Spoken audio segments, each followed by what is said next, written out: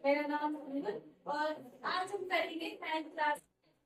ठीक है, हमने पिछली बार 9th क्लास के हिस्सा चैप्टर लिया था जो हमने कंप्लीट कर दिया है। तो आज हम हिस्ट्री को उठाते हैं। हमारा हिस्ट्री, तो हम हिस्ट्री का फर्स्ट चैप्टर डिस्कस करेंगे आप लोगों के साथ। ठीक है, हिस्ट्री का फर्स्ट सेट। ठीक है, चलो फर्स्ट तो चैप्टर फर्स्ट क्या वो है हिस्ट्री का 9th क्लास की हिस्ट्री का फर्स्ट चैप्टर नाम है फ्रांसीसी क्रांति। क्या नाम है? फ्रांसीसी या फ्रेंच रेवोल्यूशन। फ्रेंच रिवॉल्यूशन आज इसकी बात करेंगे हम। ठीक है, कोई दिक्कत? स्टार्ट करें, चलो।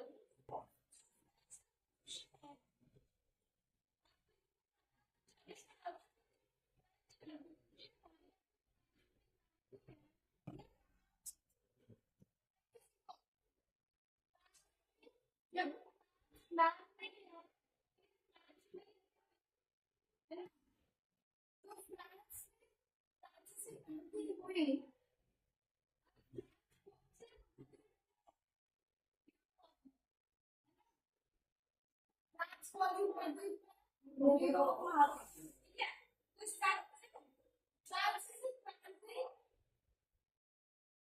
July, 14th of July 1789 को स्टार्ट की गई। फ्रांसीसी क्रांति थी 14 जुलाई 1789 में। ठीक है, कहाँ पर हुई थी? फ्रांस।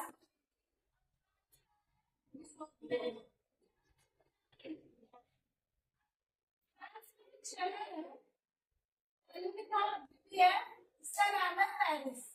पेरिस शहर जो कि फ्रांस का है, फ्रांस की कैपिटल है, राजधानी है ना। पेरिस शहर में राजा थे। कौन थे राजा? लुई 16 या फिर लुई 16।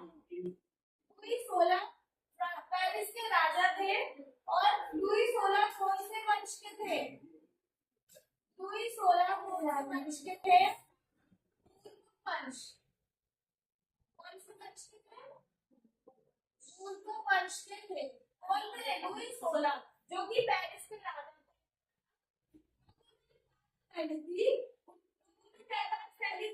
ये जो लुई 16 है जो पेरिस के राजा है, उन्होंने जो सैनिक थे वो शहर के अंदर आ सकते हैं, ये इजाजत लुई 16 ने दे दी। इसके साथ साथ एक और अफवाह फैली, जो ये सैनिक है ये आम लोगों पर गोलियां चला सकते हैं, गोली चला सकते हैं। ये ऐसी अफवाह वहां पर फैल गई। कैसे फैल गई? राजा ने इनको इजाजत दी।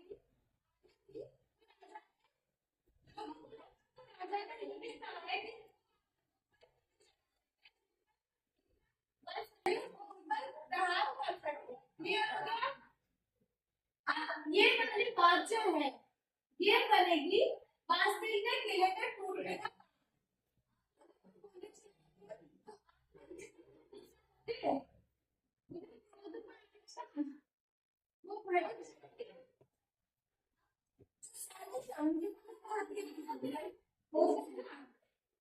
कोई सैनिक देखो जिसके पास हथियार ना हो, सैनिक के पास हथियार होते हैं, तो 7,000 महिला और पुरुष, लोग जिनमें महिलाएं भी थे और पुरुष भी थे। ठीक है, ये 7,000 लोग सरकारी दफ्तरों में, सरकारी पहलों में घुसे। सरकारी पहलों में घुसना किस लिए थे? हथियारों के लिए। सरकारी पहलों में ये लोग हथियारों की खोज के लिए घुस गए थे। एक जगह ये अलग से स्पेस होता है जहाँ पर हथियार रखे जाते हैं, है ना। क्योंकि ऐसी नॉर्मल जगह पर हथियार रखेंगे तो भी हमारे लिए खतरा है, तो ऐसी जगह अलग से होती है जहाँ पर हथियार रखे जाते हैं। वो जगह प्राचीन फ्रांस में किला, वो जगह थी बास्टिल का किला, जिसके अंदर एक कमांडर था जो कि निगरानी करता था वहां पे, और जेल में 7 कैदी थे। कितने कैदी थे? 7। जब ये लोग हथियारों की खोज में बास्टिल के किले में घुसे तो 7 कैदियों को आजादी मिल गई। कैसे? भीड़ की वजह से कमांडर मारा गया। जब 7,000 लोग एक कमांडर पर कूद कर मर जाएगा, 7 कैदी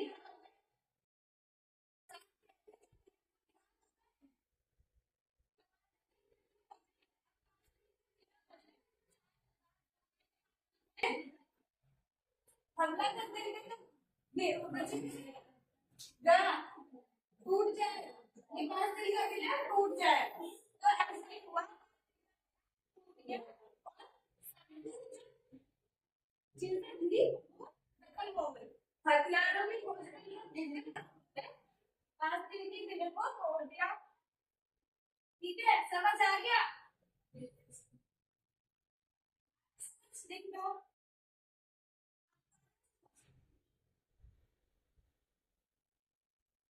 ये सारी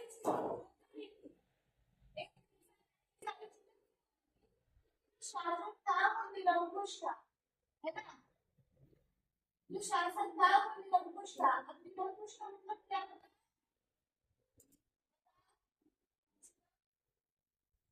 निरंकुश का मतलब होता है किसी पर रोक टोक ना होना।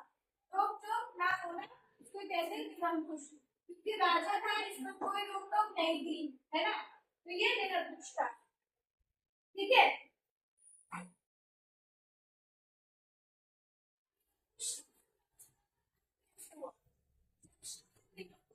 था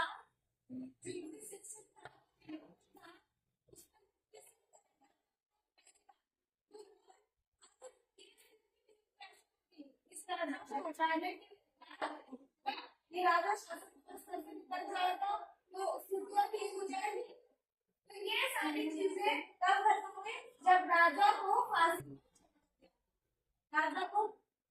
फांसी पर चढ़ा दिया गया। क्या कर दिया गया?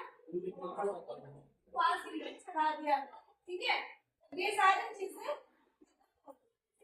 समझ आया? समझ आया? यस। ठीक है, तो फर्स्ट पॉइंट स्टार्ट पहले तो इसका अच्छा गया। स्टार्ट करो और देखिए। ठीक है,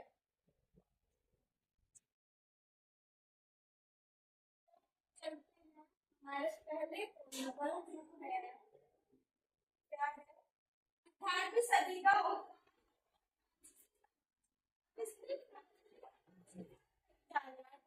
सदी मतलब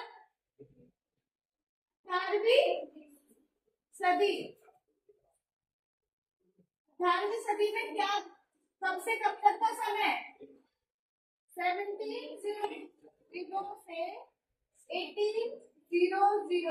ठीक है, समय था 18वीं शताब्दी। उसके बाद चलो शुरू करते हैं।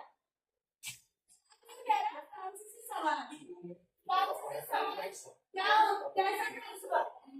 जो फ्रांसीसी समाज था उसके क्या फ्रांसीसी समाज जो था उसकी क्या रूपरेखा? पहली चीज, ये 3 वर्गों में विभाजित था, है ना। इसमें 3 पार्ट थे। पहला था पादरी, दूसरा था मुली और तीसरा था बिशप। ठीक है, इसको कहते हैं पहला स्टेट,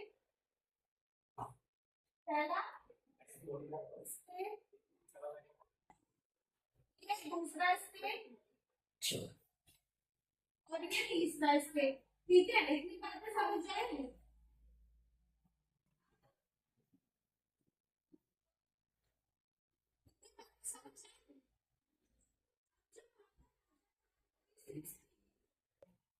सोलह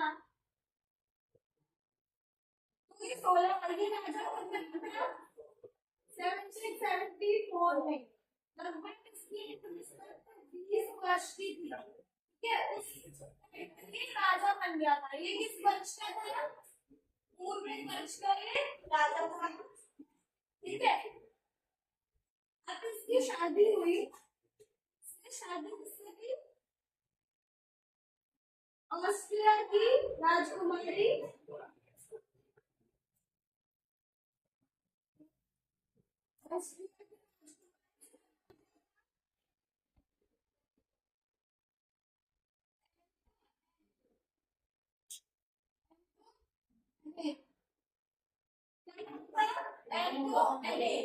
ये इसकी वाइफ का नाम था, जो कि ऑस्ट्रिया की राजकुमारी भी थी, है ना।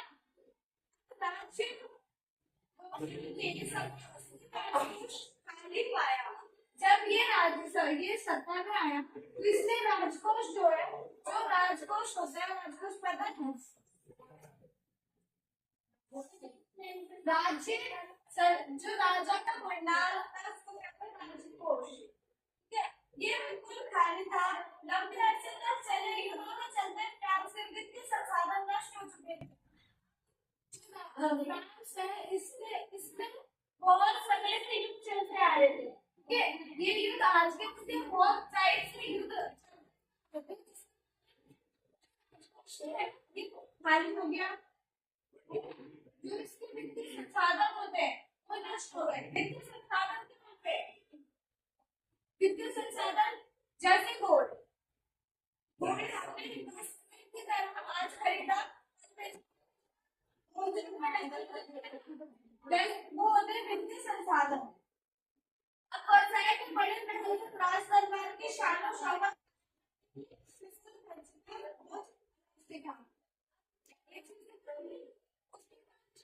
लुई 16 था, एक राजा दिखाना पे तो जरूरी था राज खर्चा।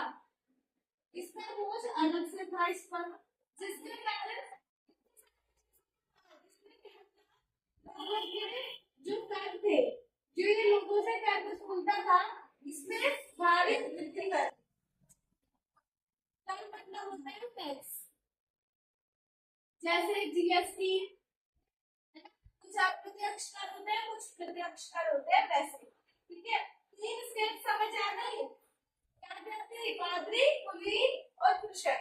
पहला पादरी, दूसरा कुलीन और तीसरा कृषक, है ना।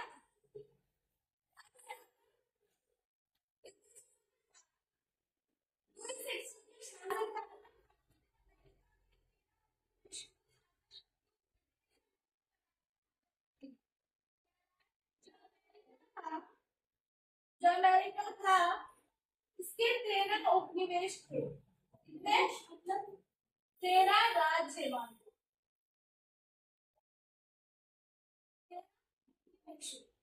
किसका शासन? ब्रिटेन का, जो कि पूरे वर्ल्ड में था। तो 13 राज्य ऐसे जिसमें ब्रिटेन ने अधिकार जमा रखा था, उनको मुक्त कराने के अपना जो कार्य फ्रांस ने इसका खर्चा बना। 13 उपनिवेश का मतलब हो गया जो ब्रिटेन के अधीन अमेरिका के राज्य थे वो। ठीक है, इसके बाद इस युद्ध के कारण फ्रांस पर 10 अरब लिब्रे, मतलब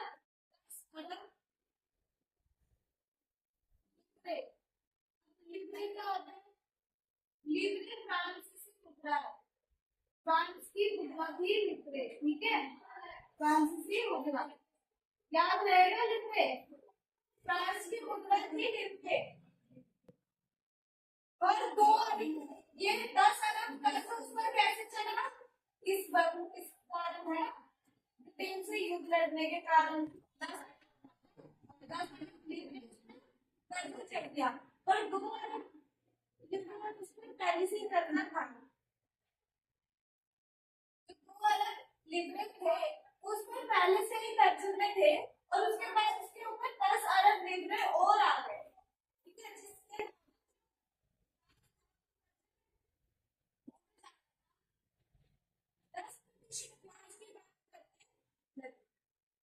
इन सारी चीजों को देख के जो वहां के आम नागरिक थे, आम नागरिक, वो 10% कर की दर मांग करने लगे कि जो कर की दर होनी चाहिए वो 10% होनी चाहिए।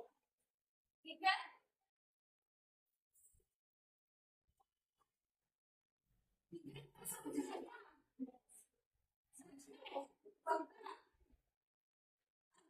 ये कुलीन पर गया, ये कुलीन पर दूसरे पर इसको मध्य वर्ग भी कहा जाता है। ठीक है, याद रखना, मध्य वर्ग। ठीक है, तो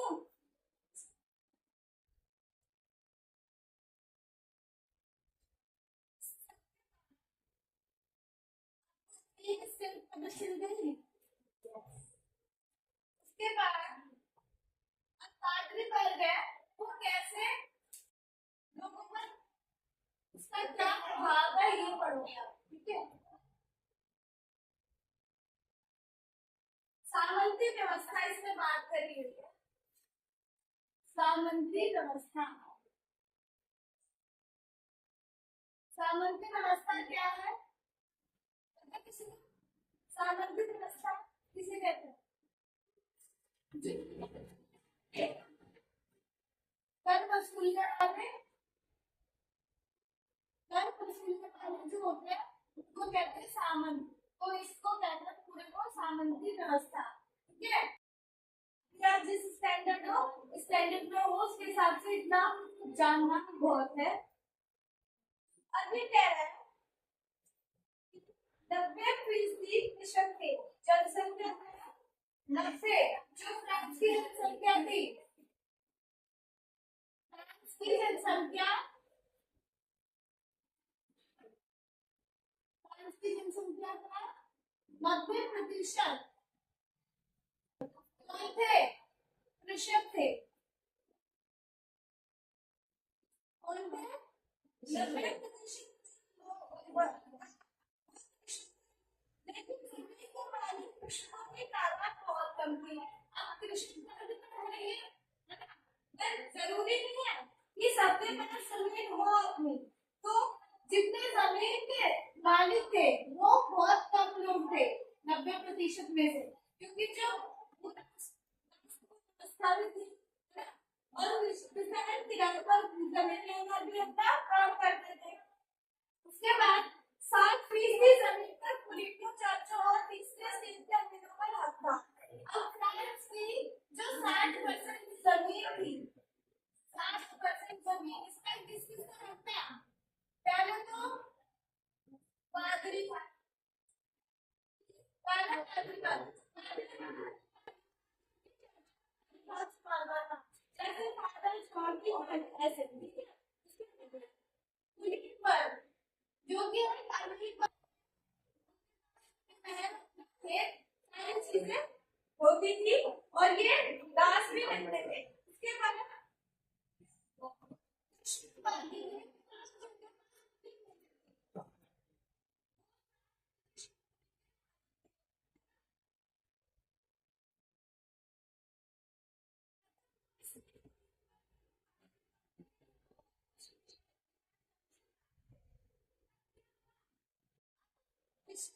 अधिकार, विशेष जन्म अधिकार, जो किसे प्राप्त, विशेष जन्म अधिकार किसे प्राप्त?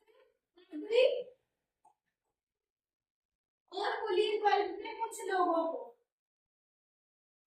कुछ लोगों को प्राप्त है विशेष जन्म अधिकार।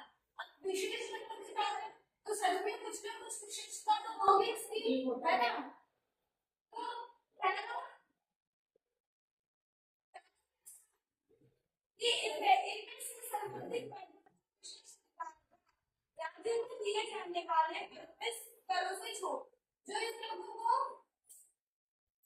जो सरकार कर लेती थी, सरकार जो आम नागरिकों से कर लेती थी, वो इनके लिए छूट थी। इनको कर देने की मनाही थी,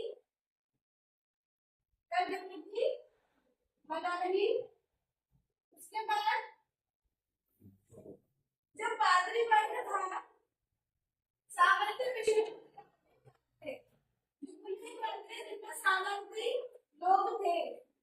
सामंती लोग आपको पता है, किसी ने भी बताया, सामंती है ना। सामंती लोग कर वसूलते थे,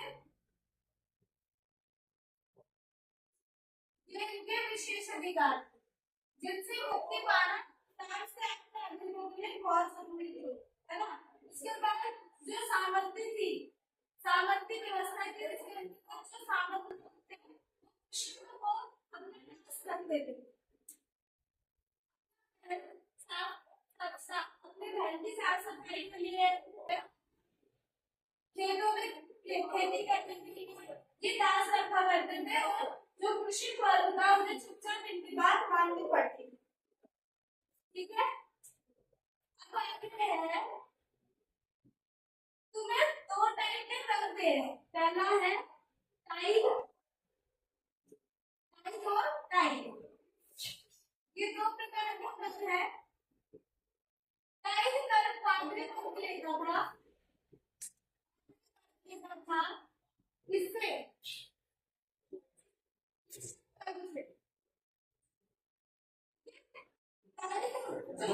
कर था, वो पादरी को लेता था कृषक वर्ग से, है ना। उसके बाद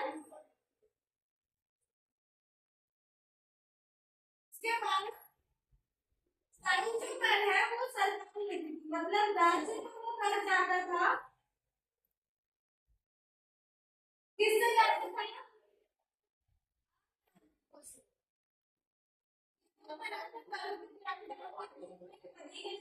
ठीक है।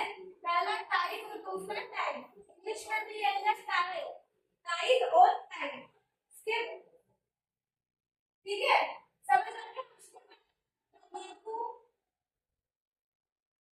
तंबाकू हो गया, नमक हो गया, दूध हो गया, इन पर अप्रत्यक्ष कर लगते, अप्रत्यक्ष कर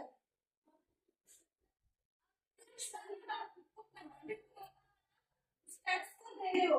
जैसे नमक, नमक है वो 2 रुपए का है, पर उसको खरीदने के लिए 4 रुपए दे रहे हो, तो जो वो 2 रुपए है वो सरकार को, ठीक है।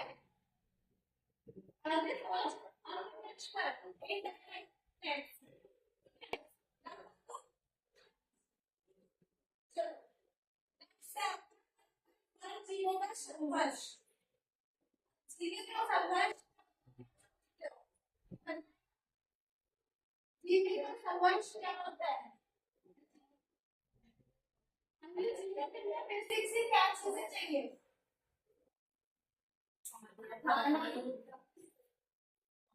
खाना, कपड़ा और रहने के लिए घर, ये हमारी जरूरत है।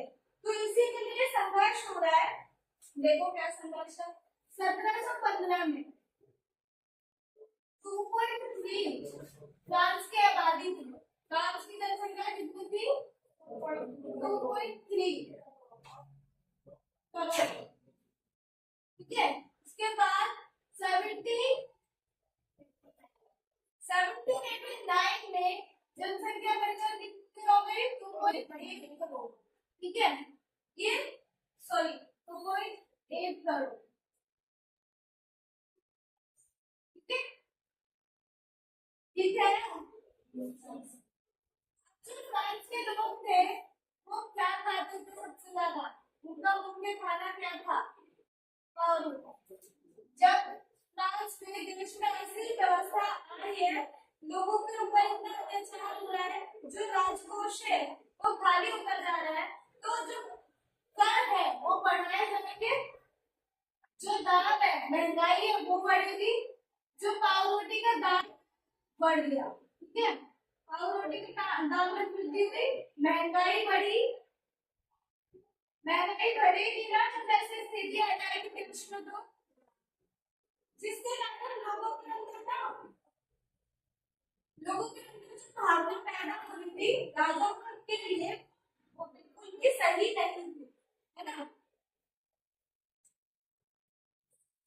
ठीक है, 1.1 में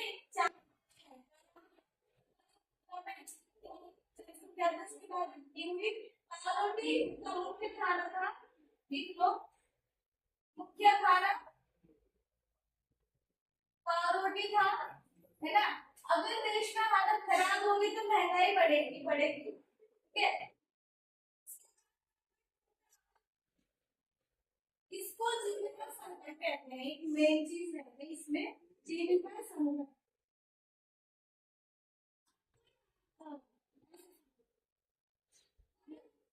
गरीब फैमिली है जो कि 2 रुपए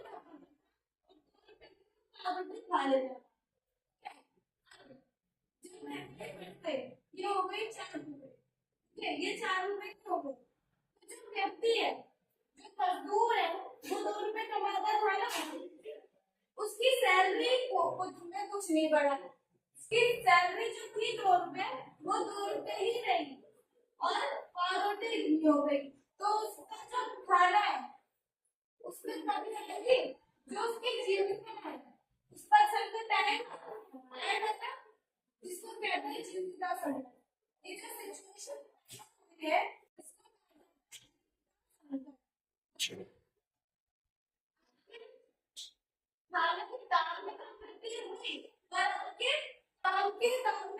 नहीं हुई, जो आपका वेतन है वो आपका बिल्कुल उतना है जितना पहले था, पर आपका जो खाता है उसमें वृद्धि हो गई।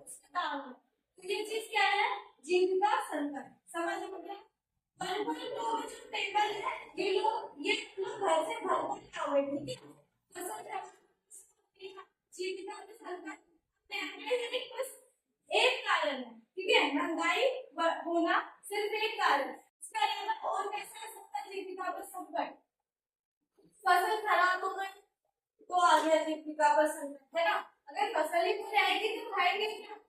महामारी फैल गई, महामारी में कितने ज्यादा लोग मारे गए, कुछ कृषि, अगर महामारी फैलेगी तो सबसे ज्यादा मजबूर करेंगे, जो कि गरीब है, जो कि अपना इलाज सही से नहीं करा सकते, वो मरेंगे। तो जिसके कारण जीविका पर संकट आया, कि जीवन ही नहीं रहेगा तो जीविका किस बात की। उसके बाद ओले पड़ गए, बारिश हद से ज्यादा हो गई, बारिश के कारण फसल खराब हो गई, इससे बहुत होनी है। बाढ़ आ गई तो बाढ़ में तो जीविका संकट समझ आ गए, घर से करके लाओगे, जीविका 1.2 है, ये घर से भर के लाओगे, ठीक है, घर से भर के लाओ और इसको घर पे भर देगा, ठीक है। अब उभरते 1.3 पर आओ, उभरते मध्यम वर्ग में विशेष ये कहना है कि विशेष अधिकार खत्म हो जाने चाहिए। कौन सोच रहा है, जो मध्य वर्गीय लोग हैं, मध्य वर्गीय लोग, हाँ, जो कि कृषि वर्ग से ले, कृषि वर्ग के पहले कृषि वर्ग के अमीर, है ना, कृषि वर्ग के अमीर हो गए और शिक्षित, जो कृषि वर्ग के शिक्षित लोग थे वो है मध्य वर्गीय लोग, जो ये सोचते हैं कि जो विशेष अधिकार जन्म से प्राप्त है, विशेष अधिकार जो जन्म से प्राप्त है वो सारे खत्म हो जाने चाहिए, वो सारे बिल्कुल भी ठीक नहीं है। क्यों ठीक नहीं है, क्योंकि चाहे परेशानी पूरे देश में हो, पर सबसे ज्यादा परेशान कौन होगा, कृषि वर्ग। क्योंकि अगर देश में महंगाई बढ़ेगी तो अमीर व्यक्ति फिर भी खा लेगा, पर कृषि वर्ग जो है ये नहीं खा पाएगा, इसलिए परेशानी किसको है, कृषि वर्ग के लिए। जब कृषि वर्ग के लोग शिक्षित होने लगे, उनके सोच में वृद्धि आने लगी, उनके वादक विकास कैसे होता है, जब सोच में विकास होता है, सोच में विकास होता है, शिक्षित वर्ग में सॉरी कृषि वर्ग के लोग शिक्षित होने लगे, उनकी सोच में विकास होने लगा, तो उन लोगों ने सोचा कि ये व्यवस्था है विशेष अधिकारों वाली, इसको खत्म कर देना चाहिए। क्यों कर देना चाहिए? क्योंकि ये ज्यादातर हमारे लिए ही हानिकारक है। ये विशेष अधिकार किसके लिए थे? और इससे शिक्षित वर्ग को तो कोई नुकसान फायदा नहीं था, शिक्षित वर्ग को तो बस नुकसान ही था इस अधिकार से, तो इसको खत्म हो जाना चाहिए। उसके लिए इन्होंने कई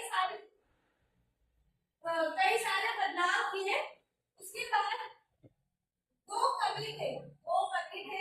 दो राइटर थे। ये क्लियर हो गया, मध्यवर्गीय और विशेष अधिकार हो गया। 18वीं शताब्दी के लिए नया कहा गया। 18वीं शताब्दी बताया गया जिसने फैलते समुद्र पार किया।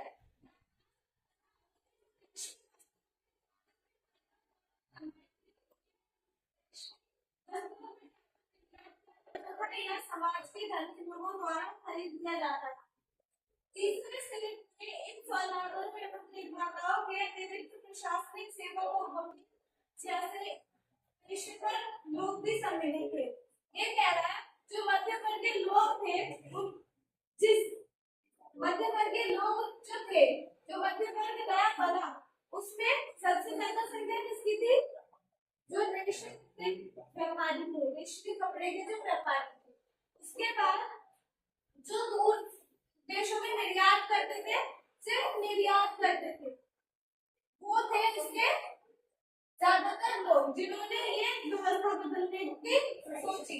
ठीक है, जो दूसरे देशों में निर्यात करते थे, जैसे रेशमी वस्त्र है, या तो दूसरे देशों में निर्यात, या तो फिर कोई अपने ही देश का कोई अमीर व्यक्ति इसको खरीद कर पहनेगा। ठीक है, तो जिसके पास पैसा लोगों के लिए कुछ चीजें सोची। उसके पास तीसरे वर्ग मैंने बताया, तीसरे वर्ग के जो शिक्षित लोग थे, जैसे वकील, अध्यापक, उन लोगों ने भी सोचा कि इस व्यवस्था को खत्म हो जाना चाहिए। ठीक है, आया समझ?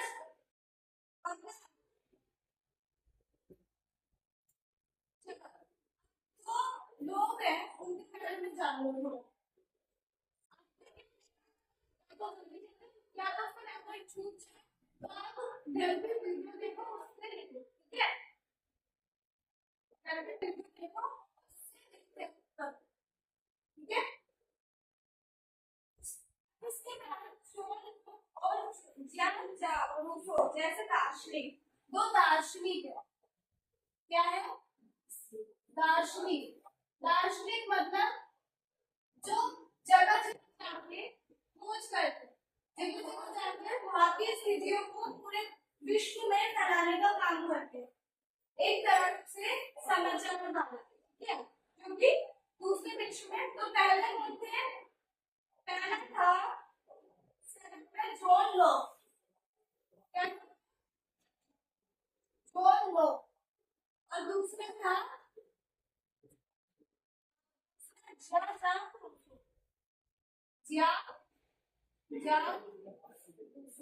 ये दो दार्शनिक थे।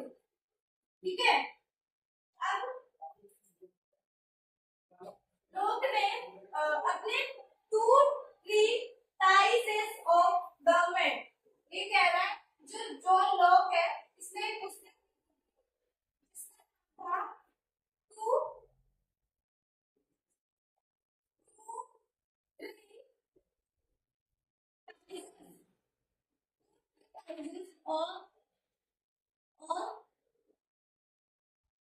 गवर्नमेंट, ये पुस्तक किसने लिखी थी? जॉन लॉक ने। इस पुस्तक में राजा के डिजिटली और निरंकुश अधिकारों को सिद्धांत में प्रस्तुत किया। इस पुस्तक में इसको क्या किया है? जो राजा के निरंकुश अधिकार हुआ करते थे, निरंकुश अधिकार मतलब वो कुछ भी कर लेगा, राजा चाहे कुछ भी करेगा, प्रजा को उस पर बोलने का कोई अधिकार नहीं है। ऐसे अधिकारों को इसने खत्म करने की कोशिश करी थी। ठीक है, अपने पुस्तक में। उसके बाद ने एक किताब लिखी थी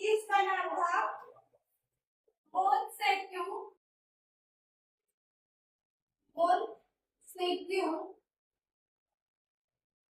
लेन देन में the spirit of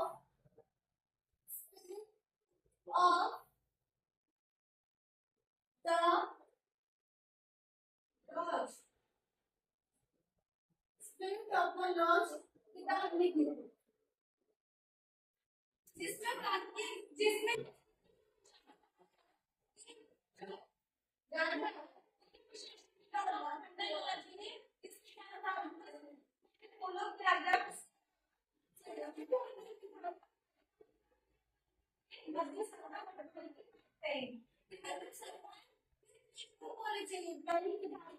लेजिस्लेटिव पहले लेजिस्लेटिव दूसरी एग्जीक्यूटिव कार्यपालिका और तीसरी न्यायपालिका ज्यूडिशरी इन तीनों का उल्लेख किया गया इस किताब में कि शक्तियों का बंटवारा ऐसा होना चाहिए। ठीक है, समझ आया? समझ आ गया सच में? इसके बाद राष्ट्रपति कौन थे? इन विचारों को लेकर कॉफी हाउसहोल्ड ऑफ सैलोन की कोशिश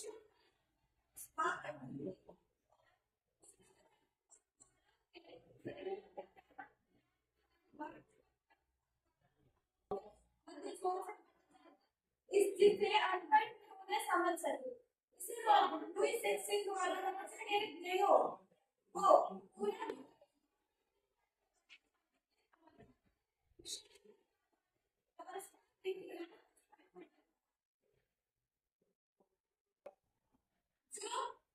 ये किताबें इनको हर जगह पढ़ी जाने लगी। फ्रांस के हर क्षेत्र में किताबों को पढ़ा जाने लगा और पढ़ते थे लोग बहुत से पढ़ते थे ताकि कोई अनपढ़ व्यक्ति भी सुन रही हो तो उसको भी समझ आए सारी बातें। ठीक है, तो इस व्यवस्था इन उससे लगता तो लोग पढ़ते रहते कि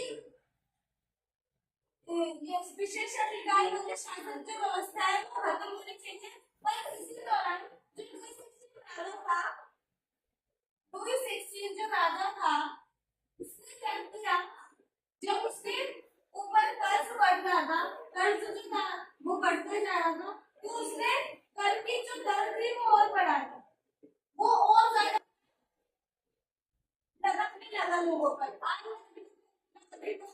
और कर के ऊपर कर का भार डालने लगा, जिसके कारण जो दुष्ट लोग थे या फिर जो फ्रांस की सारी प्रजा थी वो क्रोधित हो गई और उन्होंने बोल दिया कि हो जानी चाहिए। कौन सी विशेष अधिकारों वाली व्यवस्था खत्म हो जानी चाहिए। ठीक है, ये वाली व्यवस्था खत्म हो जानी चाहिए। ठीक है, समझ आया? सबका अच्छे से कोई दिक्कत नहीं है?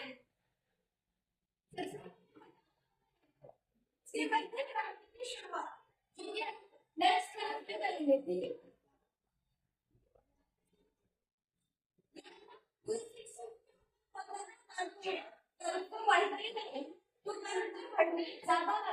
तो उसकी व्यवस्था थी वो कर दी कि अब और ज्यादा कर देंगे बोल देंगे तो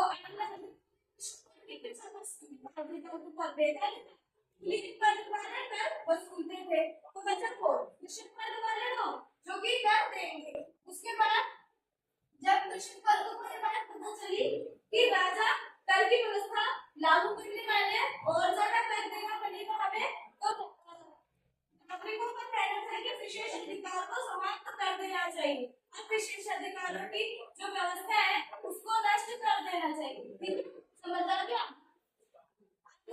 सबको अच्छे से बुक्स लिखी थी वो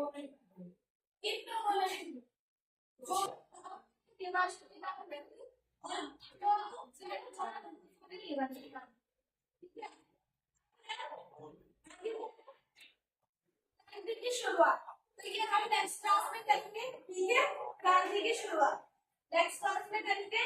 आज के लिए इतना ही, आगे की जानकारी हमको नेक्स्ट क्लास में मिलेगी। तब तक के लिए जय हिंद।